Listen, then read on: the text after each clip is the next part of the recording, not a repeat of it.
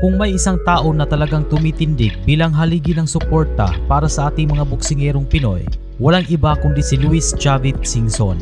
Sa likod ng bawat matagumpay na laban, madalas ay nandyan siya, hindi lang para manood, kundi para gumastos ng milyon-milyon para sa ating mga pambato. Pero bakit nga ba handa siyang gumastos ng ganun kalaki? Yan ang ating pag-uusapan at alamin natin ngayon.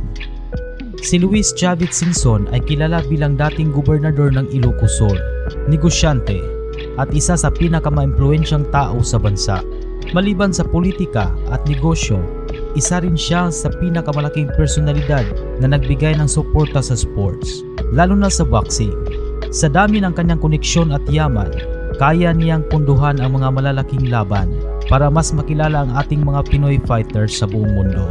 Noong dekada 90s hanggang early 2000, nagsimula na siyang makita sa mundo ng sports bilang isa sa mga backer at sponsor ng mga local tournaments.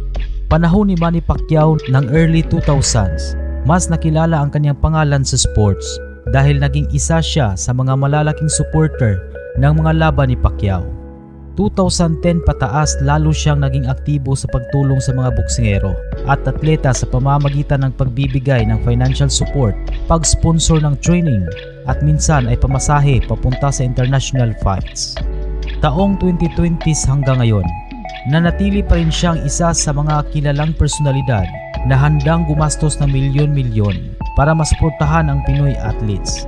Hindi lang sa boxing kundi pati na rin sa iba't ibang sports events. Hindi biro ang halaga na inilabas ni Chavit para masuportahan ang ating mga boksingero.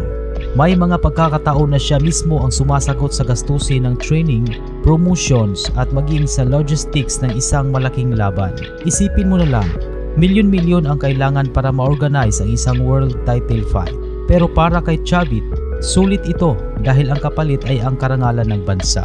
Maraming Pinoy boxers ang nakinabang sa kabutihang loob ni Chavit. Kilala siya sa suporta kay Manny Pacquiao, pati na rin sa ilang rising stars ng boxing tulad nina Yomir Marshall at iba pang Pinoy fighters na gustong maipakita ang galing nila sa international stage.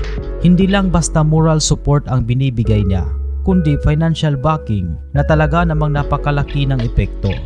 Bakit nga ba handa si Chavit na gumastos ng milyon-milyon para sa mga laban? Ayon sa kanya, ito ay bahagi ng kanyang pagmamahal sa bayan. Ang bawat panalo ng Pinoy sa boxing ay panalo rin ng buong Pilipinas. Isa pa, gusto niya makilala sa buong mundo ang kakayahan ng mga atletang Pilipino. Para kay Chavit, mas mahalaga ang karangalan ng bansa kaysa sa pera. Ayon sa kanya, ang pagtulong sa mga Pinoy boxers ay isang investment para sa kinabukasan ng mga atleta at isang paraan din upang maipakita ang galing ng mga Pilipino sa buong mundo. Madalas niyang sabihin na ang kanyang suporta ay hindi lang para sa pera o kita, kundi para maiahon ang buhay ng mga boksingero at mabigyan sila ng pagkakataong magtagumpay. Bagamat milyon-milyon na ang nagastos niya, lalo na sa mga laban sa abroad at sa pagsuporta ng training at promotion ng mga atleta, naniniwala si Chavit na sulit ito dahil naipapakita ng mga boxers ang kanilang talento at napapasaya nila ang mga kababayan. Bukod kay Luis Chavit Singson, ito pa ang mga malalaking pangalan sa Pilipinas na tumutulong sa mga Pinoy sa larangan ng sports. Isa si Manny Pacquiao.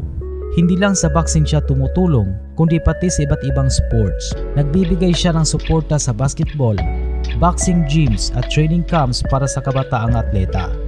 Ramon Ang. Malaki ang ambag niya sa basketball, sa San Miguel Beermen, Ginebra at Magnolia, at pati sa grassroots sports program. Manny V. Pangilinan, PLDT, Smart, kilala bilang pangunahing backer ng Pilipinas, pati na rin sa volleyball, badminton at grassroots development. Enrique Razon Jr.